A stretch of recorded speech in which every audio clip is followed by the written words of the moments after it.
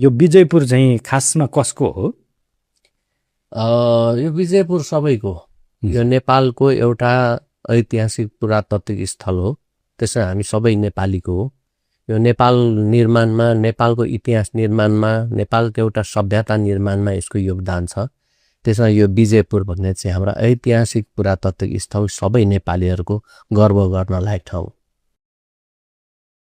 Doctor Naval Kishore राईले युकेमा गएर म एकदम शरणार्थी हुँ भनेर भाषण गरेछ। अब उनी चाहिँ हो नै, उनी चाहिँ शरणार्थी नै हो र उनी खम्बु पनि हो। किनभने यताबाट गएपछि ढाक्रे भए र त्यो खम्बु भए, ढाक्रेलाई खम्बु भन्ने लिम्बू हुन सकेन कि, अथवा चाहेन। लिम्बू भएको सकिहाल्थ्यो, खम्बु शरणार्थीको सकिहाल्थ्यो।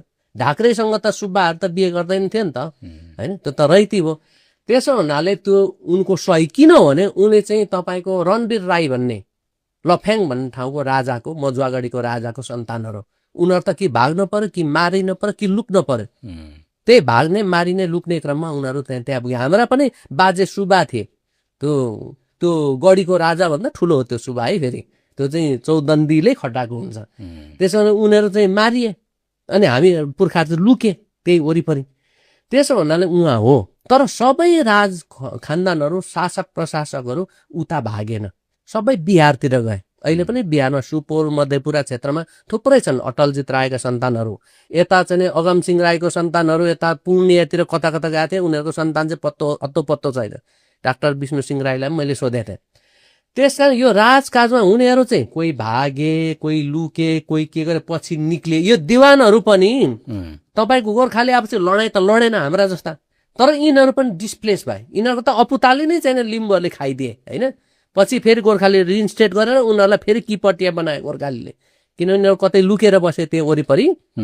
अनि पछि हामी पनि पाउनुपर्छ किपट भन्दा त्यही सुब्बाहरूलाई, लिम्बूहरूलाई भनेपछि लिम्बूहरूले ल यिनीहरूलाई किपट दिनुपर्छ, यिनीहरू पहिला हो भनेर लिम्बूहरूकै सिफारिसमा उनीहरूले पाए।